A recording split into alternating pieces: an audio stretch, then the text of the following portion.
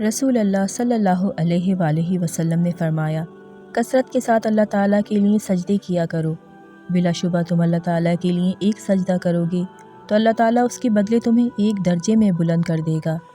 تمہارا ایک گناہ معاف فرما دے گا۔ آپ صلی اللہ علیہ وسلم نے فرمایا، ایک شخص کا انتقال ہوا، قبر میں اس سے سوال ہوا، تمہارے پاس کوئی نیکی ہے؟ اس نے کہا، میں لوگوں سے خرید و فروخت کرتا تھا، اور جب کسی پر میرا قرض ہوتا تو میں مالداروں کو مہلت دے دیا کرتا تھا اور تنگ دستوں کے قرض کو معاف کر دیا کرتا تھا، اسی پر اس کی بخشش ہو گئی۔